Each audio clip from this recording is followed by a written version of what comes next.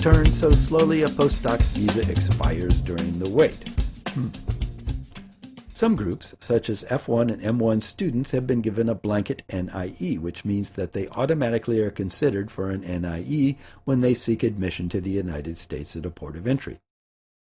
Presumably, if Biden hadn't acted so hastily, he would have provided a procedure for quickly granting requests for such blanket exemptions in his proclamation.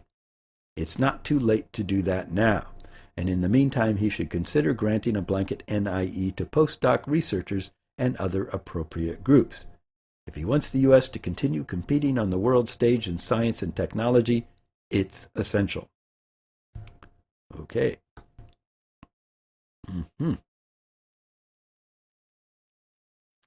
Okay, that's not working. Okay, moving on. So we're about halfway through the show right now. I should remind you that you're listening to CU Immigration here on WRFU LP Urbana 104.5 FM.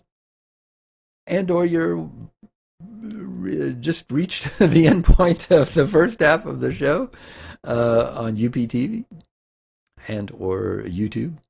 And you're just starting up the second half of the show. Because on those shows we divide it into 30-minute segments. So this would be the beginning, I suppose, of part 2.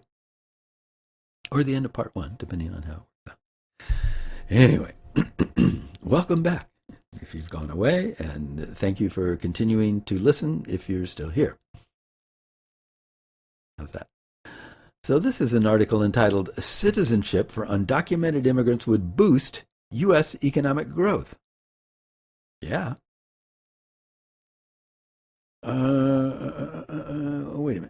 Wait a minute. Nope. We already read that. Okay. Sorry. Let's move on. My mistake.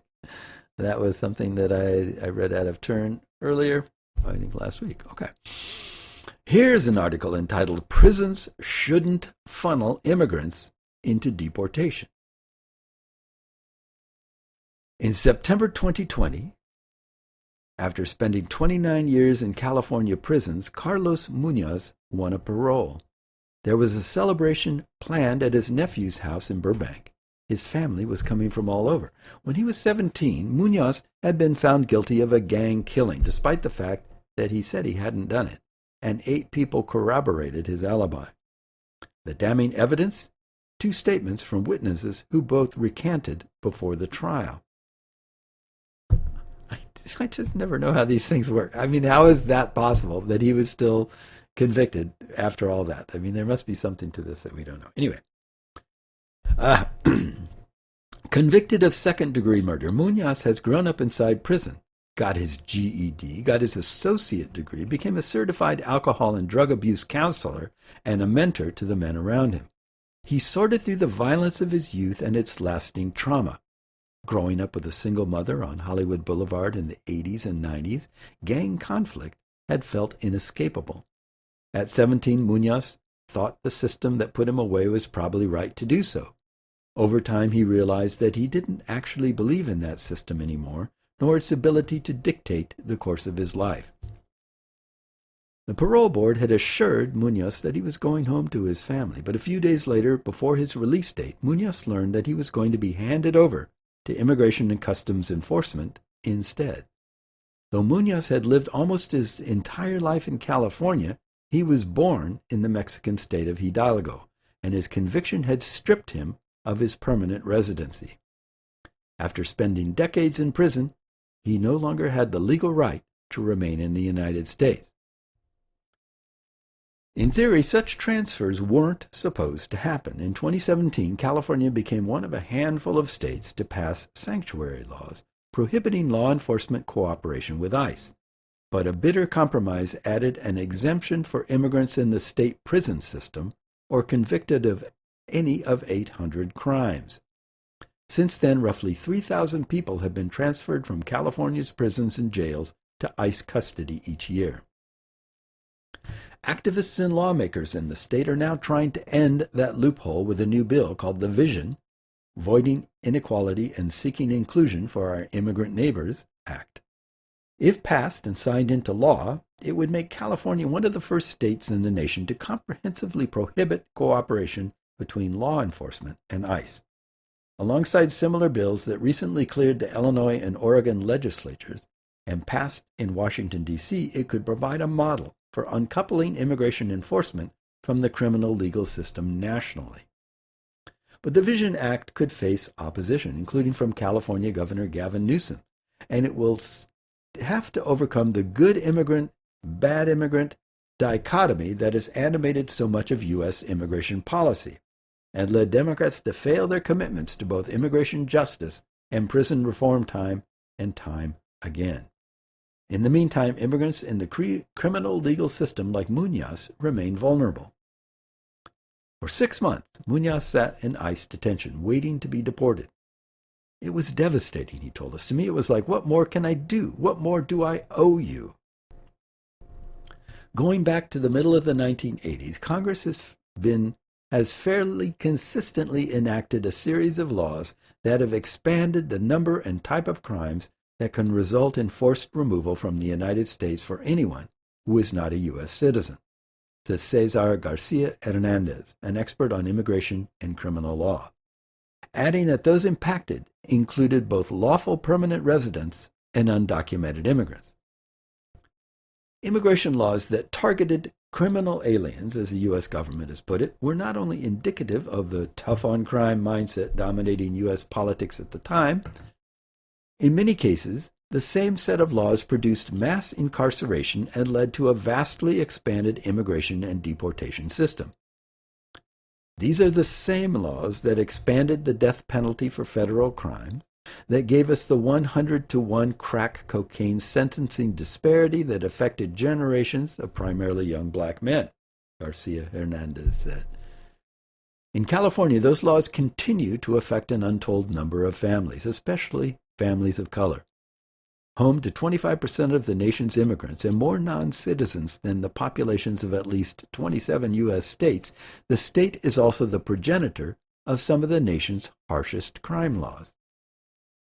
Angela Chan, Policy Director and Senior Staff Attorney at Asian Americans Advancing Justice, Asian Law Caucus, says most of her organization's immigration clients have experienced ICE transfers. Many are resettled refugees from Southeast Asia who came to the United States as children. Asian Law Caucus has been fighting to end law enforcement collaboration with ICE for years as part of the ICE Out of California coalition, but such efforts were often stymied by the lingering pressures of the tough-on-crime era. The Trust Act, passed in 2013, limited local and state law enforcement's ability to hold immigrants for ICE, but exempted people convicted of certain crimes. Finally, in 2016, a more comprehensive solution seemed imminent. That year, just after Donald Trump's election, lawmakers and advocates brought the California Values Act, colloquially known as California's sanctuary state law, before the state legislature. Originally, that bill also protected all immigrants from information being shared. Originally, that bill also protected all immigrants from information sharing between police and immigration enforcement. Then the lobby arms of law enforcement and the California Department of Corrections and Rehabilitation got involved. In a legislature with an ironclad Democratic supermajority, police unions train their eye on the people who matter, conservative Democrats. The California legislature has a lot of them. CDCR and the Sheriff's Association and the Police Chiefs Association got oppositional lobbying underway, and they were really pushing on moderate Democrats to poke holes in the bill, said Chan. It worked. Amendments left immigrants convicted of any of a long list of crimes vulnerable to transfers and exempted the state prison system entirely from a ban on information sharing. The ICE Out of California coalition continued to support the bill, but the decision to do so wasn't easy. That was a very hard pill for the statewide coalition to swallow, said Chan, in part owing to the narrative it would contribute to about people in state prison. That fear seemed to be borne out by the way talking points shifted after the prison exemption was added to the legislation. The bill's sponsors said that the amendment would not erode the core mission of the bill, to protect hardworking families that have contributed greatly to our culture and the economy. After the Values Act passed, the legislation created an opportunity for local law enforcement to create their own policies with immigration enforcement, California Assemblymember Wendley Carrillo told us. Meeting notes obtained by Chan from a 2017 California Police Chiefs Association executive team meeting confirmed those concerns. There are loopholes you can exploit. You can post release dates on your website so ICE can see them that way. That's a quote. Since the Values Act became law in October 2017, state prisons and county jails have collectively handed over around 3,000 immigrants to ICE custody each year, according to the Asian Law Caucus. Munoz estimated that half of the people he met in ICE detention at the Golden State Annex had ended up there in the same way. Some were people he'd been incarcerated alongside at Solano. There's detainees that have been in there for 3 years fighting their cases, Munoz told us. The tremendous effort involved in resisting deportation wears people down, he said, especially given that it means choosing to stay in detention post-prison. ICE knows most people are going to give up really quick because they've been dying to be free. 9 out of 10 are going to sign off on their removal orders. In February 2020, then Assemblymember Rob Bonta, introduced the Vision Act to formally end collaboration between state and local law enforcement and immigration officials. Assemblymember Carrillo, who took over the bill after Bonta left to become state attorney general, admits its passage could prove to be a heavy lift. Said Carrillo, "Issues related to immigration and criminal justice reform in prison tend to be topics that people stay away from." The Vision Act recently passed the Assembly 42-21, but 16 members abstained, all but 2 of whom are Democrats. Abstaining from votes is a common practice that allows lawmakers to avoid taking a stand on contentious issues that might alienate campaign contributors or conservative constituents. Still, the bill's supporters are optimistic that law enforcement interests might be less antagonistic to the reform than they were in 2017. A number of county sheriffs around the state have independently chosen to stop ICE transfers, including many who hold sway with their state lobbying association, Chan said. Though the California Sheriff's Association and the Police Chiefs Association still contest the bill and are lobbying against it, the latter's top legislative priorities this session appear to center on bills that represent a more direct threat to prisons and policing, such as bail or sentencing enhancement reform.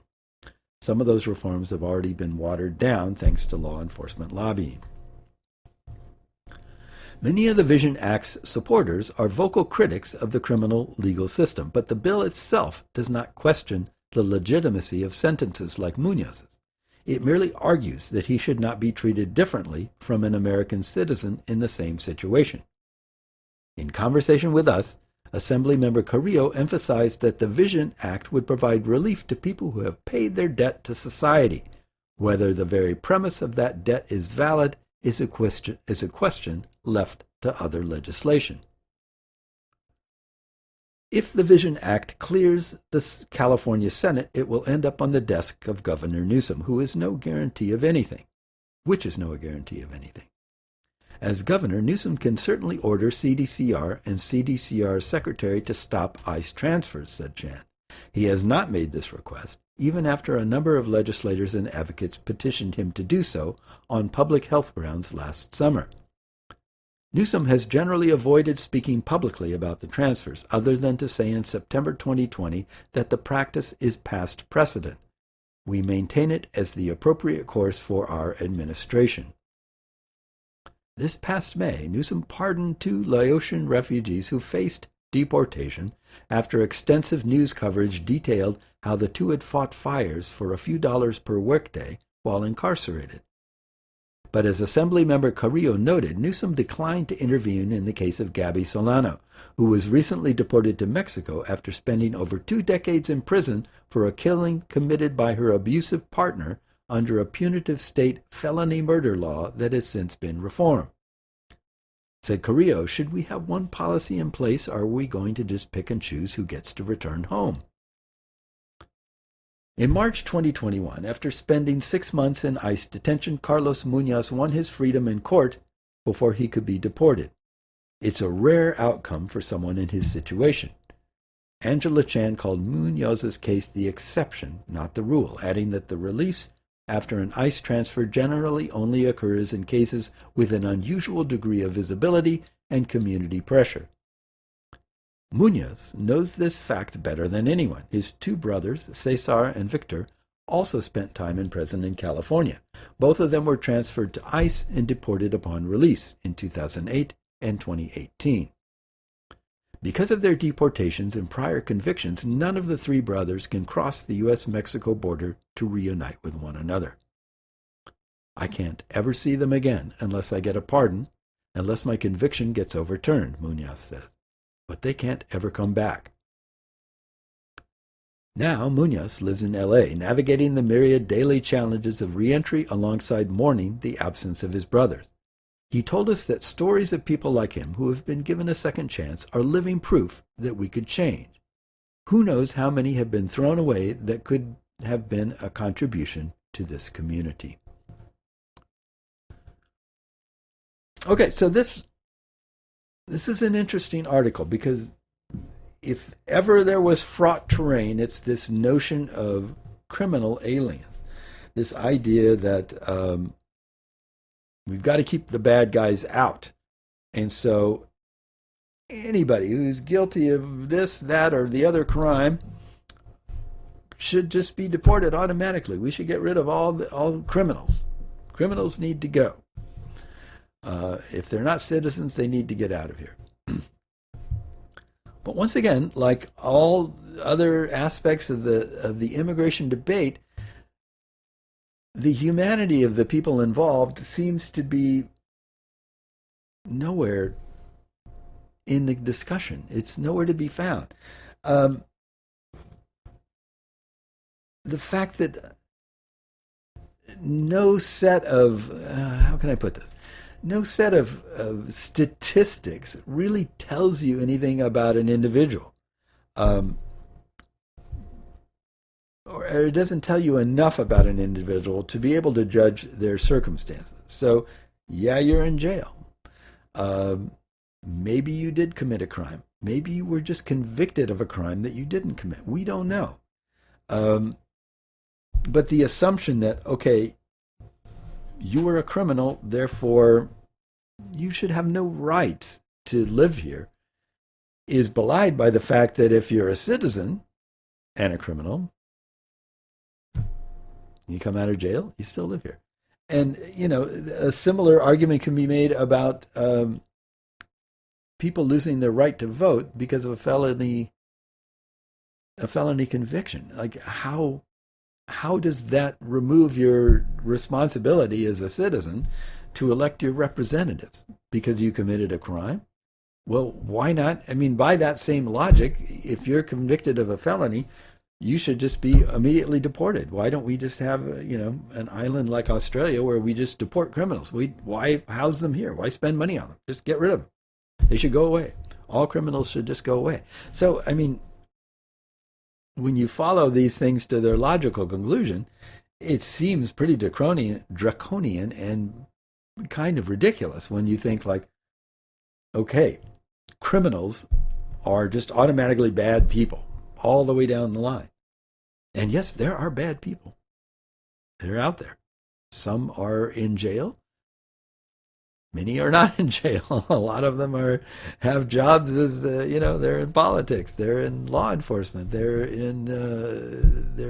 grocery store workers. They're all sorts of people. There are lots of bad people in the world and lots of good people. There are more good people than bad people.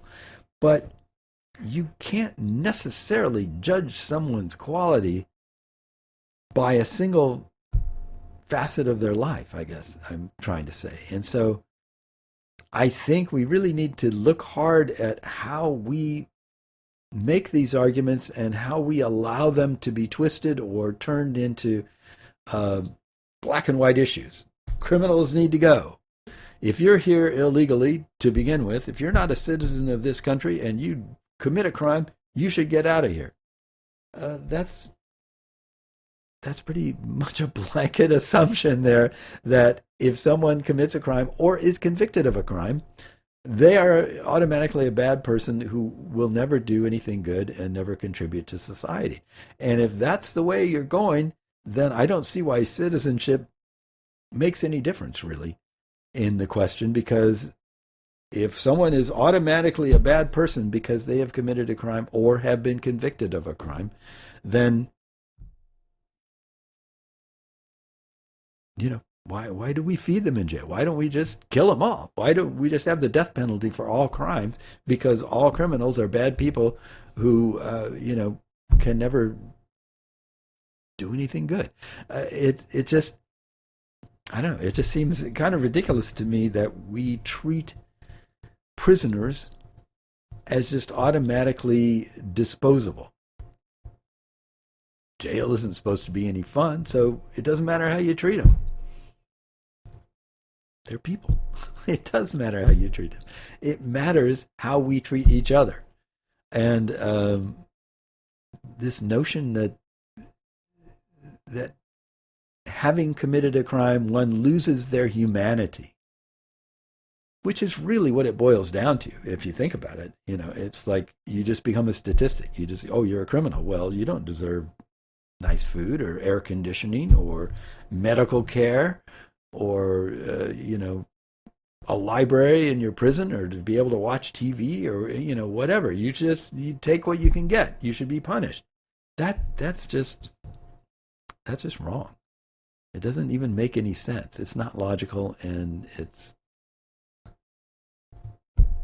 not moral, I guess, if I can use that term. Okay, I'm going to move on because I just have a few minutes left here. This is from Harvard Business Review, and it's titled Research: Why Immigrants Are More Likely to Become Entrepreneurs. If you're lucky enough, we just heard about this, to have received a COVID-19 vaccination, you probably have an immigrant entrepreneur to thank.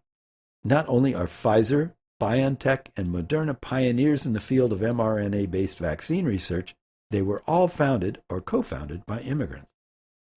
The entrepreneurs who started those companies are prominent examples of a larger trend.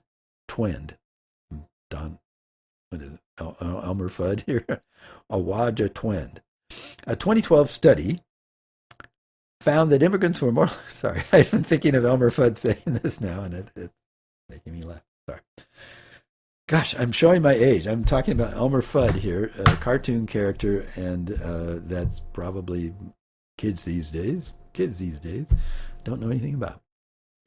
Okay, back to being serious. A 2012 study found that immigrants were more likely to start businesses than members of the native population in most of the 69 countries surveyed. In the United States, where 13.7% of the population is foreign-born, immigrants represent 20.2% of the self-employed workforce and 25% of startup founders. And according to a 2018 study by the National Foundation for American Policy, immigrants founded or co-founded 55% of the United States billion-dollar companies, so-called unicorns. Yet we have a limited understanding of why so many immigrants take the risk of starting a company. Previous research has attributed the phenomenon to host country effects, such as labor market discrimination, selective immigration policies, and the availability of specific opportunities within ethnic groups in areas with high overall immigration. In my recent research, I explored a more hidden driver of immigrant entrepreneurship: personality-based self-selection. We heard something about this the other day, so this is a little more on the topic. The decision to emigrate voluntarily and to start a company are both associated with high levels of risk. Entrepreneurs of all types face the threat of business failure. As a study of startups in several OECD countries showed, just above 60% survive past their third birthday, and only 40% make it past their seventh. Immigrants too encounter significant additional risks, from unemployment or underemployment to xenophobia and psychological trauma. My hypothesis was that people with high tolerance for risk would be more likely than others to perceive both voluntary emigration and entrepreneurship as viable path. So I expected that immigrants would be more likely than others to start businesses precisely because of their appetite for risk, which helped them go abroad in the first place. I tested the hypothesis through a longitudinal I'm sorry. My mouth doesn't function anymore. I tested the hypothesis through a longitudinal study of engineering and business students at 2 Austrian universities. In 2007, I surveyed 1,300 students about their risk-taking preferences and their intentions and concrete plans to start a business and move abroad for work. 12 years later, I collected a second wave of data from 360 of them via 2 professional social media platforms to learn about their careers since the first survey was conducted. The results confirmed my hypothesis. Students with a high willingness to take risks were significantly more likely than others to plan to emigrate and start a business, and by 2019 those plans had become reality. More than a quarter of the former students had moved abroad, and many had become entrepreneurs. While 19% of the non-immigrants in the sample had started one or more companies, 29% of those who had emigrated and still lived abroad had done so. Among those who had emigrated but subsequently returned to Austria, the figure was even higher. 43% had started a business in the 12 years covered by the study. Statistical analysis confirmed that a high willingness to take risks contributed greatly to the results, even after controlling for age, gender, entrepreneurship experience, and other variables. Additional findings suggested that self-selection effects might extend to other personality traits that have been associated with success as entrepreneurs and in the labor market. The data showed that individuals with a high achievement motivation, a tendency to set and accomplish challenging goals, were significantly more likely than others to emigrate and to plan on becoming entrepreneurs at some point in the course of their lives. These findings have direct implications for investors and policymakers. In recent years, some venture capitalists, such as Unshackled Ventures and One Way Ventures, have set up funds that work exclusively with ventures founded or co-founded by immigrant entrepreneurs. Along with startup support, they provide services tailored to the needs of foreign-born founders, including visa and legal advice. Their investment rationale is simple. It's very much supported by my study's results. As One Way Ventures argues, owing to self-selection, immigrant founders have a competitive advantage when it comes to building impactful, global-reaching ventures. Okay, there's a little more to this, but that's basically the gist of it. You have been listening to CU Immigration here on WRFU LP Urbana 104.5 FM and UPTV. I hope you will join us again and keep in touch with us regularly, because we try to broadcast information that is useful to those who work with immigrants, those who are immigrants, and those who are supportive of immigrants.